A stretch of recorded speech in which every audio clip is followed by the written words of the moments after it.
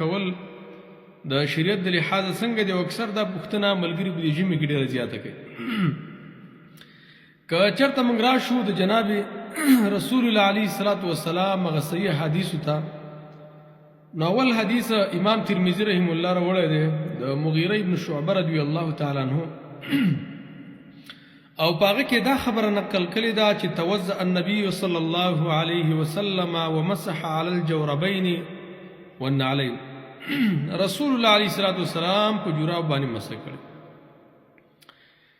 دویم حدیث هغه امام ابو داود رحمه الله، امام احمد رحمهم الله هغه راوړی دی چې عن ثوبان قال بعث رسول الله صلى الله عليه وسلم سرية فأصابهم البرد فلما قدموا على النبي صلى الله عليه وسلم أمرهم أن يمسحوا على العصائب والتساخين.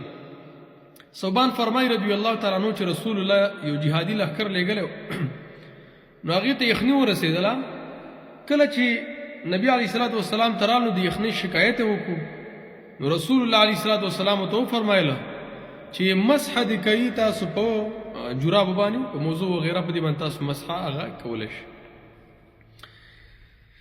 بل پکې حدیث د بلال رضی الله تعالی عنه دی او هغه وایي چې عن بلال رضی الله تعالی عنه كان رسول الله صلی الله علیه وسلم يمسح على الخفين والجوربین، په هغه کې د جورب لفظ عام ذکر شوی دی.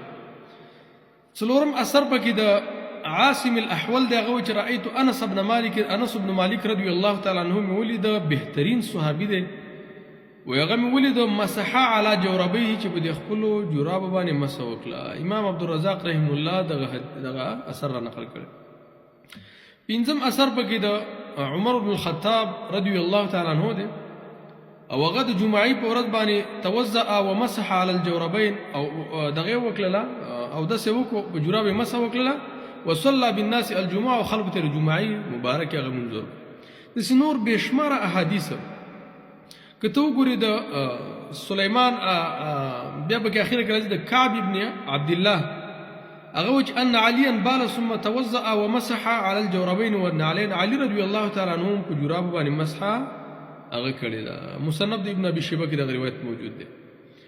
اووم اثر به پکې ذکر کو، دا مسله لکه ملګري بار بار پوښتنه کوي چې حدثنا وكيع عن حماد بن سلمة عن ابي غالب قال رأيت ابا امامه يمسح على الجوربين. مصنف د ابن ابي شيبه جلد اول صفحه وصله او 22 کې دغه روایت موجود دی. ابو غالب فرمایي ما ابو امامه رضی الله تعالی عنہ لید چې مسح کوله په جراب باندې. دغه شان محلاد ابن حزم کې روایت دی یحیی البکاه هغه فرمایي ما د ابن عمر رضی الله تعالی عنہ واوریدل چې په جرابو باندې مسح جایز ده، داسې لکه څرنګه چې سړی په موضوع باندې هغه مسح کوي. المسح على الجوربین كالمسح على الخفين، داسې مثال لري، داسې قدر او منزله لري. نهم اثر پکې دغه نه دی عن سعيد بن عبد الله بن زرار هغه چې ان انس بن مالك توضأ ومسح على الجوربين مرعزي. حواله مصنف د ابن ابي شيبه کې د روایت د جلد اول صفحه او 22 کې ده. انس بن مالک رضی الله تعالی عنہ او دسو کو مسح وکړه په جراب باندې. دغه شانتي نور اثر پکې شته ده او کله الله رسول الله صلی الله علیه وسلم حدیث راشه بخاری مسلم کې حدیث د عبد الله ابن عمر رضی الله تعالی عنهما فرمای وایي چې مونږ به نبی علیه الصلاۃ والسلام لیدو چې پانی څپلې به په کولی او په هغې باندې به اودس کولو. تر دې پورې روایت پکې نشته ده. دغه شان کې نور تراشو عن ابن عباس ان رسول الله صلی الله علیه وسلم توضأ مرة ومسح على نعليه.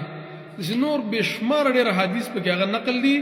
نو کوم ملګری د دې مسلې تفصیل غواړي زما کتاب الضرب القوي على من رد سنة النبي هغې ته رجوع کې ان شاء الله تعالی.